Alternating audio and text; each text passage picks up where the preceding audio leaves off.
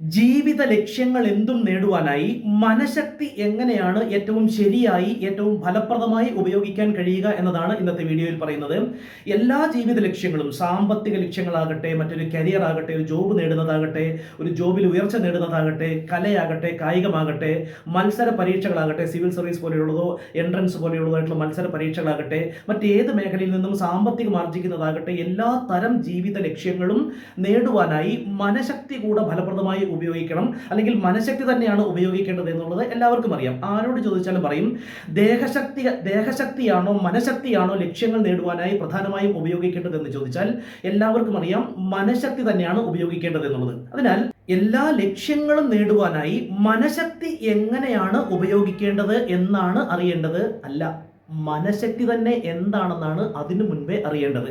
കാരണം ഈ മനഃശക്തി എന്നാൽ എന്താണ് എന്നുള്ളത് എല്ലാവർക്കും ഒരു കൺഫ്യൂഷൻ ഉള്ള കാര്യമാണ്. മനഃശക്തി എന്നുള്ള വാക്ക് നമുക്കറിയാം, മനഃശക്തിയാണ് ഉപയോഗിക്കേണ്ടത് എന്നും അറിയാം. പക്ഷേ ഈ മനഃശക്തി എന്നാൽ എന്താണ്, അതെങ്ങനെ ഉപയോഗിക്കാം, അതൊന്ന് വ്യക്തത വരുത്തണമെങ്കിൽ രണ്ട് കടമ്പകൾ കടക്കേണ്ടതുണ്ട്.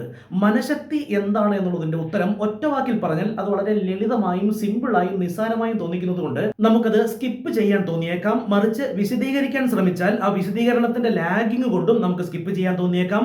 ഇത് കൂടാതെ മറ്റൊരു കടമ്പ കൂടെ ഉണ്ട്, ചില കാര്യങ്ങൾ ആവർത്തിക്കുന്നുമുണ്ടാകാം. ഈ മൂന്ന് കടമ്പകളും ക്ഷമയോടെ ശ്രദ്ധാപൂർവം മറികടന്ന് ഈ വീഡിയോ ആദ്യം മുതൽ അവസാനം വരെ കാണാൻ കഴിഞ്ഞാൽ നിങ്ങൾക്കും മനഃശക്തി എന്താണ് എന്നുള്ള ആ തിരിച്ചറിവ്, ആ ഒരു വ്യക്തത കൈവരികയും അതുപയോഗിച്ചുകൊണ്ട് ജീവിതത്തിന്റെ എല്ലാ മേഖലകളിലും, സാമ്പത്തിക ശേഷി ഉൾപ്പെടെയുള്ള എല്ലാ മേഖലകളിലും മനഃശക്തി പ്രയോഗിച്ച് ഇംപ്ലിമെന്റ് ചെയ്ത് നിങ്ങൾക്ക് വിജയം കാണുവാനും കഴിയും. നമുക്ക് ആദ്യം മനഃശക്തി എന്താണ് എന്ന് ആദ്യം ഒന്ന് നോക്കാം. നേരത്തെ പറഞ്ഞതുപോലെ പല പേരുകളിൽ അത് അറിയപ്പെടുന്നു. എല്ലാം ആത്യന്തികമായി ഒരൊറ്റ മനഃശക്തിയാണ്.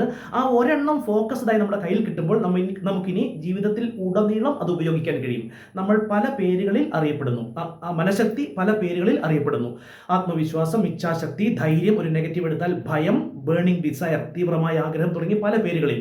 ഇതെല്ലാം ഒന്ന് തന്നെയാണ്. നമുക്കതിലേക്ക് പോകാം. ആദ്യം നമുക്ക് കുട്ടിക്കാലം മുതൽ കേട്ടു പരിചയമുള്ള ആ ഒരെണ്ണം എടുത്തൊന്ന് പരിശോധിക്കാം. ആത്മവിശ്വാസം വേണമെന്ന് കുട്ടിക്കാലം മുതലേ നാം കേൾക്കുന്നു. പക്ഷേ ഒരു വാക്ക് കേട്ടതുകൊണ്ട് മാത്രം അത് എന്താണെന്ന് അറിയാതെ അത് എടുക്കാനോ പ്രയോഗിക്കാനോ കഴിയുമോ? ചിന്തിച്ചു നോക്കൂ. അപ്പുറത്തെ മുറിയിൽ പോയി ആ ചീപ്പുരു ഒന്ന് എടുക്കൂ എന്ന് പറഞ്ഞാൽ ആർക്കെങ്കിലും ചീപ്പുരു എടുക്കാൻ കഴിയുമോ? കഴിയില്ല. കാരണം ചീപ്പുരു എന്താണെന്ന് നമുക്ക് അറിയില്ല. അതിന് ഉത്തരം കിട്ടിയെങ്കിലേ നമുക്കത് എടുക്കാനും പ്രയോഗിക്കാനും കഴിയൂ. എന്നതുപോലെയാണ് ആത്മവിശ്വാസം എന്ന വാക്ക് കേട്ടതുകൊണ്ട് അതെന്താണ് എന്ന് നമുക്കറിയില്ല. എന്താണെന്ന് അറിഞ്ഞെങ്കിലേ അതെടുത്ത് പ്രയോഗിക്കാൻ കഴിയുള്ളൂ. നിങ്ങളൊന്ന് ഉത്തരം പറഞ്ഞു നോക്കൂ. ആത്മവിശ്വാസം എന്നാൽ എന്താണ്? നമുക്കിവിടെ വരെ അറിയാം. ആത്മവിശ്വാസം എന്നാൽ എനിക്ക് കഴിയുമെന്ന ഡാഷാണ്. അവിടെ പലരും പലതായിരിക്കും പൂരിപ്പിക്കുക. ആത്മവിശ്വാസം എന്നാൽ എനിക്ക് കഴിയുമെന്ന, വിശ്വാസം, അറിവ്, കഴിവ്, ധാരണ, ബോധ്യം, ഉറപ്പ്, അങ്ങനെ പോകും ഉത്തരങ്ങൾ. അപ്പോൾ വിശ്വാസം എന്നാൽ എന്താണ്? അപ്പോൾ അതിനും വ്യക്തമായൊരു ഉത്തരം ഉണ്ടാകണം. അങ്ങനെ നമ്മളത് കാട് കയറി പോകാറാണ് പതിവ്. ഇപ്പോൾ അത് അത്രയും വലിച്ചു നീട്ടി വിശദീകരിക്കുന്നില്ല, എങ്കിലും അത് സ്വല്പം ഒന്ന് വിശദീകരിച്ചേ മതിയാകൂ എന്നുള്ളതിനാൽ നമുക്കതിലേക്ക് കൂടെ കടക്കുകയും ചെയ്യാം. ആത്മവിശ്വാസം എന്നാൽ എനിക്ക് കഴിയുമെന്ന ഡാഷാണ്. ഇച്ഛാശക്തി എന്നാൽ എനിക്കത് കഴിഞ്ഞേ പറ്റൂ എന്ന ഡാഷാണ്. ധൈര്യം എന്നാൽ എനിക്കത് അപകടം കൂടാതെ നടപ്പാക്കാൻ കഴിയുമെന്ന ഡാഷാണ്. ഭയം എന്നാൽ ഞാനത് ചെയ്താൽ അപകടം പറ്റുമെന്ന ഡാഷാണ്. ബേണിംഗ് ഡിസയർ അഥവാ തീവ്രമായ ആഗ്രഹം എന്നാൽ എനിക്കത് വേണം എന്ന ഡാഷാണ്. ഇതിനെല്ലാം ഉത്തരം ഒന്നാണ്. അത് പറയുമ്പോൾ ലളിതമായതുകൊണ്ട് അത് പെട്ടെന്ന് തള്ളിക്കളയാതെ അത് മനസ്സിലാക്കാൻ ശ്രമിക്കുക. അതിനെല്ലാം ഉത്തരം ഒന്നാണ്, സിമ്പിൾ. ചിന്ത. നമുക്കൊന്ന് പരിശോധിക്കാം.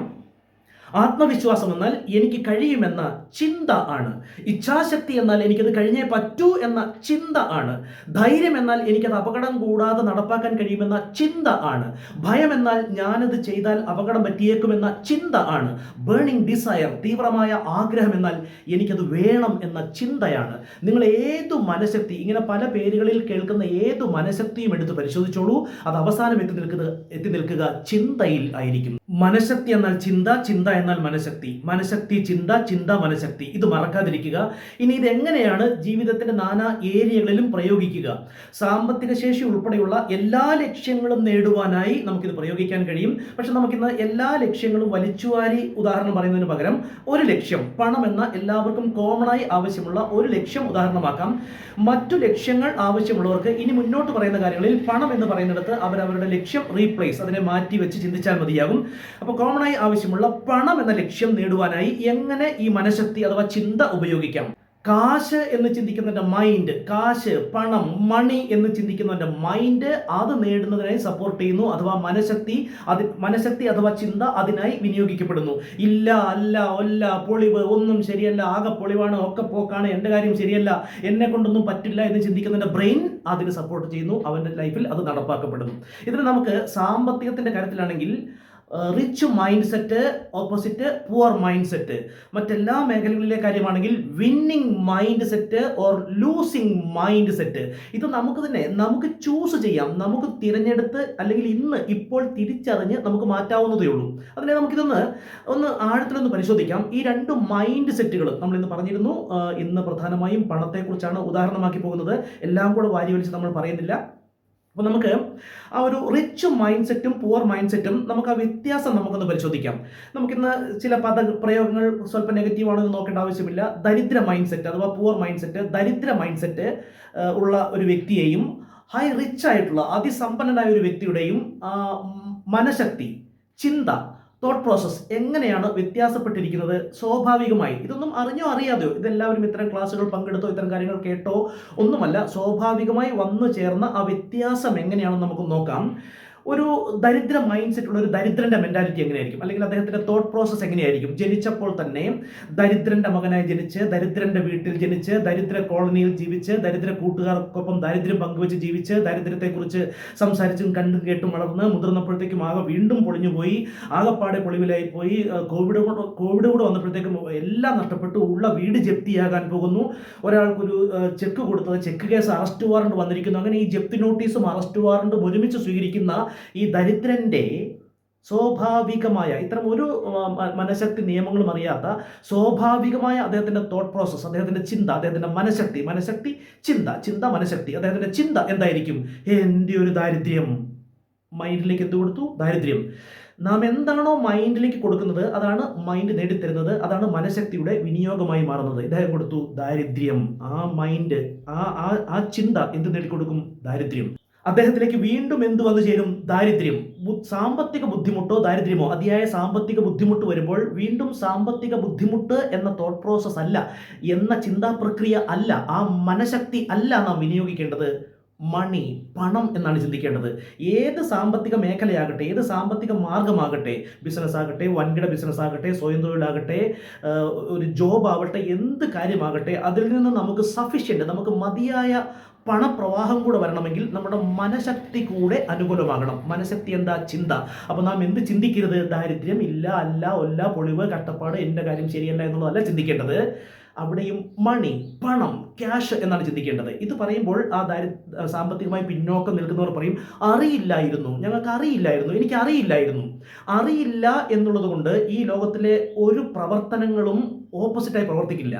ബ്രേക്ക് കൊടുക്കേണ്ട സ്ഥലത്ത് ആക്സിലറേറ്റർ കൊടുത്തിട്ട് എനിക്ക് അറിയില്ലായിരുന്നു, അതുകൊണ്ട് അപകടം സംഭവിച്ചു, ഒരു നിവൃത്തിയുമില്ല. ബ്രേക്ക് കൊടുക്കേണ്ടിടത്ത് ബ്രേക്ക് തന്നെയാണ് കൊടുക്കേണ്ടത്. അറിവില്ലാത്തവനോ ഒരു കൊച്ചുകുട്ടിയോ ആയതുകൊണ്ട് പോലും അവിടെ ആക്സിലറേറ്റർ കൊടുത്താൽ ആക്സിഡന്റ് തന്നെയാണ് സംഭവിക്കുക. ഇവിടെ നമുക്ക് ഇതൊന്നും അറിയാതെ, ഇതൊക്കെ സ്വാഭാവികമായി ഈ കുട്ടിക്കാലം മുതലേ കണ്ട് കേട്ട് വളരുന്ന കൾച്ചർ അനുസരിച്ചാണ് ഇത് രൂപീകൃതമാകുന്നത്. നമുക്കത് മനഃപൂർവ്വം ഇനി മുതൽ മാറ്റിയെടുക്കാൻ കഴിയും. കൾച്ചർ അടിസ്ഥാനമാക്കിയാണെന്ന് പറയാൻ കാരണം, നമുക്കൊരു അതീവ സമ്പന്നനെ, ഇത്തരം ക്ലാസ്സുകളൊന്നും കേൾക്കാത്ത ഒരു അതീവ സമ്പന്നനെ ഉദാഹരണമാക്കാം. സാധാരണ നിങ്ങളുടെ നാട്ടിലേക്ക് ഒരു സമ്പന്നനെ നോക്കിയാൽ ഒരു പക്ഷേ നാം തിരഞ്ഞെടുക്കുന്ന സമ്പന്നൻ്റെ സാമ്പത്തിക ശേഷിയെക്കുറിച്ച് അറിയാത്തതുകൊണ്ട്, അതിൻ്റെ യാഥാർത്ഥ്യം അറിയാത്തതുകൊണ്ട് നമുക്കൊരു 5000 കോടിക്ക് മേൽ ആസ്തിയുള്ള ഒരു മാർവാടി ധനികനെ ഉദാഹരണമാക്കാം. അപ്പോൾ നിങ്ങൾക്കത് സത്യസന്ധമായിട്ട് അതൊന്ന് പരിശോധിക്കാൻ കഴിയും. 5000 കോടിക്ക് മേൽ ആസ്തിയുള്ള ഒരു മാർവാടി ധനികൻ്റെ സ്വാഭാവികമായ ചിന്ത എന്തായിരിക്കും മാത്രം നോക്കാം നമുക്ക്. രാവിലെ എണിക്കുമ്പോൾ മുതൽ അദ്ദേഹത്തിൻ്റെ ചിന്ത ഇങ്ങനെ തന്നെയായിരിക്കും: കാശ്, കാശ്, കാശ്, കാശ്, കാശ്, കാശ്, കാശ്, കാശ്. ഇതാണ് സത്യം. പക്ഷെ ഇതേക്കുറിച്ച് കേൾക്കുമ്പോൾ സ്വാഭാവികമായും മിഡിൽ ക്ലാസും ദരിദ്രരും എന്താ പറയുക?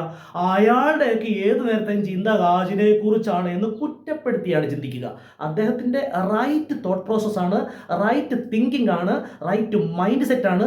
അദ്ദേഹത്തിൻ്റെ ലക്ഷ്യത്തിനായി ശരിയായി മനഃശക്തി ഉപയോഗിക്കുന്നു. അതിലേക്കാണ് നാം മാറേണ്ടത്. അത്തരം കാര്യങ്ങളൊക്കെ, ശരിയായ കാര്യങ്ങളെ കുറ്റപ്പെടുത്തുന്ന മനോഭാവമൊക്കെ മാറ്റിയിട്ട് നമുക്കും എന്ത് ലക്ഷ്യമാണോ നേടേണ്ടത്? സാമ്പത്തികമാണെങ്കിൽ ആ പണം എന്ന് ചിന്തിക്കുക. IAS ആണെങ്കിൽ IAS എന്ന് ചിന്തിക്കുക. അതിനുവേണ്ടിയുള്ള പ്രവർത്തനങ്ങളിൽ ഏർപ്പെട്ടുകൊണ്ടേ ഇരിക്കുകയും ചെയ്യുക. പ്രവർത്തനങ്ങൾ മാറ്റിവെച്ചിട്ടല്ല മനഃശക്തി അനുകൂലമാക്കേണ്ടത്. മനഃശക്തിയും അനുകൂലമാകണം, ആ പ്രവർത്തനങ്ങളും തുടരണം. M+M = മണി. മൈൻഡ് പ്ലസ് മെത്തഡ് സമം മണി എന്ന് പറയുന്നത് പോലെ മൈൻഡ് പ്ലസ് മെത്തഡ് സമം ഗോൾ. മനഃശക്തിയും പ്രവർത്തനങ്ങളും സമന്വയിക്കുമ്പോഴാണ് ആ ലക്ഷ്യം പ്രാപ്തമാകുന്നത്.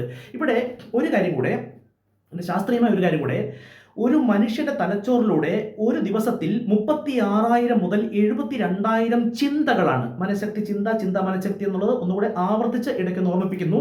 നമ്മുടെ മനഃശക്തി, നമ്മുടെ ചിന്ത ഒരു ദിവസത്തിൽ മനുഷ്യന്റെ തലച്ചോറിലൂടെ കടന്നു പോകുന്നത് 32,000 മുതൽ 72,000 വരെയാണ്. ഇതിലെ 85% മേൽ ചിന്തകൾ ലക്ഷ്യത്തെക്കുറിച്ചാണെങ്കിൽ അവൻ ആ ലക്ഷ്യം നേടി ജീവിക്കുന്നവനായിരിക്കും. 51% അതിൻ്റെ ബാലൻസിങ്, ടിപ്പിംഗ് പോയിന്റ്. സാമ്പത്തികം ഉദാഹരണം നമ്മൾ പറഞ്ഞു കഴിഞ്ഞു. ആ സാമ്പത്തികമാണ് ഇന്നത്തെ ഈ വീഡിയോയിൽ ഉദാഹരണം എന്ന്. സാമ്പത്തികമാണെങ്കിൽ 51% പണം എന്ന് ചിന്തിക്കുന്ന വ്യക്തിയും 51-ൽ 49-ൽ താഴെയാണ് കഷ്ടപ്പാട്, ബുദ്ധിമുട്ട് എന്ന് ചിന്തിക്കുന്ന വ്യക്തിയാണെങ്കിൽ തട്ടിയും മുട്ടിയും കഴിഞ്ഞു പോകും. 51-ന് മേൽ ദാരിദ്ര്യം, കഷ്ടപ്പാട് എന്നാണ് ചിന്തിക്കുന്നതെങ്കിൽ ബുദ്ധിമുട്ടിലായിരിക്കും. 85% മേൽ ചിന്തകൾ പണത്തെക്കുറിച്ചാണെങ്കിൽ അയാൾക്ക് ധനികനായി ജീവിക്കാൻ കഴിയും. ദരിദ്രന്റെ നമുക്ക് ആദ്യം ദരിദ്രന്റെ നോക്കാം. ദരിദ്രന്റെ 85% മേൽ ചിന്തകൾ ദാരിദ്ര്യത്തെക്കുറിച്ചായിരിക്കും. ഇല്ല, അല്ല, ഒല്ല, കഷ്ടപ്പാട്, പോക്കാണ്, നാട് ശരിയല്ല, ഒക്കെ പൊളിവാണ്, ഒന്നും ശരിയല്ല, എൻ്റെ കാര്യം പോക്കാണ്. ദരിദ്രന്റെ 85% മേൽ ചിന്തകൾ ദാരിദ്ര്യത്തെക്കുറിച്ചും 15% താഴെ മാത്രം ചിന്തകൾ ധനത്തെക്കുറിച്ചുമായിരിക്കും. ധനികന്റെ 90% മേൽ ചിന്തകൾ ധനത്തെക്കുറിച്ചും 10% താഴെ മാത്രം ചിന്തകൾ ദാരിദ്ര്യത്തെക്കുറിച്ചും എന്ന ഉത്തരം പലരുടെയും മനസ്സിൽ വന്നിട്ടുണ്ടാകാം. ഒരിക്കലുമല്ല. ഒരു അതിസമ്പന്നനും ദാരിദ്ര്യത്തെക്കുറിച്ച് ചിന്തിക്കുന്നതില്ല, മറ്റ് ആവശ്യങ്ങളെക്കുറിച്ച്, മറ്റ് കാര്യങ്ങളെക്കുറിച്ച്. ഇത് അറിഞ്ഞും അറിയാതെയും നടക്കുന്ന ഒരു തോട്ട് പ്രോസസ്സാണ്, അല്ലെങ്കിൽ മനഃശക്തിയുടെ വിനിയോഗമാണ്. ധനികർ അവരറിയാതെ തന്നെ അവരുടെ സംസ്കാരത്തിൽ അധിഷ്ഠിതമായി എപ്പോഴും കാശ് എന്ന് ചിന്തിക്കുന്നു. ഇതിൽ നിന്ന് നാം പഠിക്കേണ്ടുന്ന പാഠം, നിങ്ങൾ ഉൾക്കൊള്ളേണ്ടുന്ന പാഠം എന്തെന്നാൽ, എന്താണോ നിങ്ങളുടെ ലക്ഷ്യം ആ ലക്ഷ്യത്തെക്കുറിച്ച് ചിന്തിക്കുക, ആ ലക്ഷ്യത്തെക്കുറിച്ചുള്ള ചിന്തകളാൽ നിറയ്ക്കുക. നമുക്ക് ജോലി തിരക്കൊഴിഞ്ഞുള്ള ഫ്രീ ടൈമുകളിലൊക്കെ ആ നെഗറ്റീവ് ചിന്തകൾ കൊടുക്കാതെ, എന്തിനതിൻ്റെ ആവശ്യം? ഇപ്പോൾ നിങ്ങൾക്ക് കാര്യം മനസ്സിലായിട്ടുണ്ട്. നമുക്ക് തടസ്സങ്ങൾ വരുന്ന കാലഘട്ടങ്ങളിലും ആ പോസിറ്റീവ് ചിന്തകൾ നൽകുക. അതിനിടെ ഒരു കാര്യം കൂടെ ഓർമ്മിപ്പിക്കാം. എല്ലാവർക്കും അറിയാം, പോസിറ്റീവ് ചിന്ത ആയിരിക്കണം എന്നുള്ള ഒറ്റവാക്കിൽ കേട്ടിട്ടുണ്ട്. ആളുകളും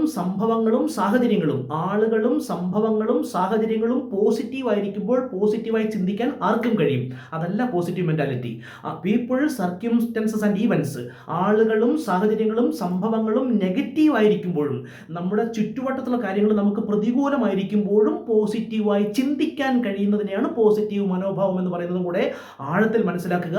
അതൊരു ശീലമാക്കി മാറ്റുക. ഇതിപ്പോൾ കേട്ട് മനസ്സിലാക്കിയിട്ട് 1-2 ദിവസങ്ങളോ 1-2 ആഴ്ചകളോ പോസിറ്റീവായിട്ടുള്ള ചിന്തകൾ മാത്രം നിറച്ചിട്ടും വീണ്ടും നെഗറ്റീവുകൾ വരുമ്പോൾ ഇതൊന്നും ഗുണമില്ല എന്ന് പറഞ്ഞ് വിട്ട് കളയുകയല്ല വേണ്ടത്. ഒരു മാർവാടിക്കോ ഒരു ധനാഢ്യനായ അറബിക്കോ അത്തരം പല മേഖലകളിലുമുള്ള അതിസമ്പന്നർക്കോ അല്ലെങ്കിൽ വൻ വിജയം നേടിയ ആളുകൾക്കോ അവരുടെ ഗുരു, അവരുടെ ടീച്ചർ, അവരുടെ കോച്ച് ഒരിക്കൽ ഇത്തരം എന്തെങ്കിലും ഒരു തിയറിയോ ടെക്നിക്കോ പഠിപ്പിച്ചു കൊടുത്താൽ അവർക്കത് 4-5 ദിവസം പരീക്ഷിക്കാനുള്ളൊരു കാര്യമല്ല, അവർക്കത് ആയുഷ്കാല ചര്യയാണ്. എന്തായാലും എന്തിന് നമ്മുടെ ലക്ഷ്യങ്ങളെക്കുറിച്ച് നെഗറ്റീവായി ചിന്തിക്കണം എന്നെങ്കിലും തിരിച്ചറിഞ്ഞുകൊണ്ട് അത്തരം നെഗറ്റീവ് ചിന്തകൾ ഫീഡ് ചെയ്യുന്നത്, ഇൻപുട്ടായി കൊടുക്കുന്നത്, വിത്തിടുന്നത് ആ പ്രകൃതം മാറ്റിക്കൊണ്ട് നിരന്തരം എന്താണോ ലക്ഷ്യം അതിനെക്കുറിച്ചുള്ള ചിന്തകളാൽ മനസ്സിനെ നിറയ്ക്കുക. IAS ആണെങ്കിൽ IAS ഉദാഹരണമാണ് കേട്ടോ. IAS എനിക്കിത് നേടാൻ കഴിയും, എനിക്കത് കഴിയും, ഞാനത് നേടും. അത്തരം ചിന്തകളാൽ ചിന്തിക്കുന്നതിൽ എന്താ കുഴപ്പം? എന്നിട്ട് അതിനു വേണ്ടിയുള്ള പ്രയത്നത്തിലും തുടരുകയും ചെയ്യുക. ഏത് ലക്ഷ്യമാകട്ടെ, എനിക്ക് നല്ലൊരു ജോലി കിട്ടും, എനിക്ക് നല്ല വരുമാനം ഒരു ജോലി കിട്ടും, എൻ്റെ ബിസിനസ്സിൽ എനിക്ക് വൻതോതിൽ പണം ഉണ്ടാക്കാൻ കഴിയും, അങ്ങനെ അത് കഴിയും, ഞാനത് നേടും. എന്താണോ ആ ലക്ഷ്യം, ജസ്റ്റ് 1-2 ഉദാഹരണങ്ങൾ കൂടെ ഈ ഭാഗത്തൊന്ന് കൂട്ടിച്ചേർത്തേ ഉള്ളൂ. എന്താണോ ലക്ഷ്യം ആ ലക്ഷ്യത്തെക്കുറിച്ചുള്ള ചിന്തകളാൽ നിറയ്ക്കുക, ലക്ഷ്യത്തിന് വിപരീതമായ ചിന്തകളല്ല. അപ്പോഴാണ് നമുക്കത് ശീലമാക്കി, ഇത് കുറച്ചു കാലം തുടരുമ്പോൾ നിങ്ങൾ വിന്നിംഗ് മൈൻഡ് സെറ്റിന് ഉടമയാകും. സാമ്പത്തിക മേഖലയിലാണെങ്കിൽ നാം money mindset, rich mind സെറ്റിൻ്റെയും ഒരു ഫോർമുലയാണ്, അഗ്രഭാഗമാണ് money mindset. Rich mind സെറ്റിൻ്റെയും ഒരു ഷാർപ്പൻ എൻഡിൽ മണി മൈൻഡ് സെറ്റിലേക്ക് എത്തിച്ചേരും. ടോട്ടലി വിന്നിംഗ് മൈൻഡ് സെറ്റും മണി മൈൻഡ് സെറ്റുമുള്ള ആളായി മാറുകയും ചെയ്യും. വിന്നിംഗ് മൈൻഡ് സെറ്റ് ക്രിയേറ്റ് ചെയ്താൽ ഏത് മേഖലയിൽ ഇറങ്ങിയാലും വിജയിക്കാൻ കഴിയും. മണി മൈൻഡ് സെറ്റ് ക്രിയേറ്റ് ചെയ്താൽ ഏത് മേഖലയിൽ നിന്നും പണം സമ്പാദിക്കാൻ കഴിയും. ഏത് മേഖലയിലും പണം സമ്പാദിക്കുന്നവരുണ്ട്, ഏത് മേഖലയിലും പണം സമ്പാദിക്കാൻ കഴിയാതെ പോകുന്നവരുണ്ട് എന്നുള്ളതോടെ കൂട്ടി വായിക്കുക. സ്വർണ്ണ വ്യാപാരത്തിൽ പൊളിയുന്നവരുമുണ്ട്, ആക്രി വ്യാപാരത്തിൽ വിജയിക്കുന്നവരുമുണ്ട്. വിന്നിംഗ് മൈൻഡ് സെറ്റ് ആണോ മണി മൈൻഡ് സെറ്റ് ആണോ എന്നുള്ളതാണ് പ്രധാനം. മണി മൈൻഡ് സെറ്റ് ക്രിയേറ്റ് ചെയ്യുവാൻ കാശ് കാശ് എന്ന ചിന്തയാൽ മനസ്സിലെ നിറയ്ക്കുക. അവിടെ നാണക്കേടോ കുറ്റബോധമോ ഒന്നുമില്ലാതെ. അതാണ് ആ മാർവാടി ചെയ്യുന്നത്. കുട്ടിക്കാലം മുതലുള്ള ആ തഴക്ക ദോഷത്തിൻ്റെ അല്ലെങ്കിൽ പാസ്റ്റ് കണ്ടീഷനിങ്ങിൻ്റെ ഫലമാണത്. അത്തരം എല്ലാ കുറ്റബോധങ്ങളും തെറ്റായ ചിന്തകളും മാറ്റിവെച്ചുകൊണ്ട് പണം ഒരു നന്മയാണെന്ന് മനസ്സിലാക്കിക്കൊണ്ട് പണം പണം പണം മണി മണി മണി എന്നുള്ള ചിന്ത ആവർത്തിച്ചാൽ മണി മൈൻഡ് സെറ്റായി. ഏത് ലക്ഷ്യമാണോ നേടേണ്ടത് ആ ലക്ഷ്യത്തെക്കുറിച്ച്, ആ ലക്ഷ്യം നേടാൻ കഴിയുമെന്നുള്ളതും ആ ലക്ഷ്യത്തെക്കുറിച്ചും എപ്പോഴും ഹാപ്പിയായി പോസിറ്റീവായി ചിന്തിച്ചാൽ വിന്നിംഗ് മൈൻഡ് സെറ്റുമായി നമ്മുടെ എല്ലാ സമ്പൽ സമൃദ്ധികളെക്കുറിച്ചും പോസിറ്റീവായി മാത്രം ചിന്തിക്കാൻ കഴിഞ്ഞാൽ ഏതെങ്കിലും നന്മകൾ തെറ്റാണ് എന്നൊരിക്കലും ചിന്തിച്ച് ശീലിക്കാതിരിക്കുക. വണ്ടി വാഹനങ്ങൾ നന്മയല്ല, പണം നന്മയല്ല, അതൊന്നും എല്ലാവർക്കും ഇല്ല, കേരളത്തിലൊന്നും അധികം ഉണ്ടാകില്ല. എങ്കിൽ പോലും ആർക്കെങ്കിലും അത്രയും deeper level poor mind set ഉണ്ടെങ്കിൽ അതുകൂടെ മാറട്ടെ എന്ന് കരുതിയാണ് അതുകൂടെ സൂചിപ്പിക്കുന്നത്.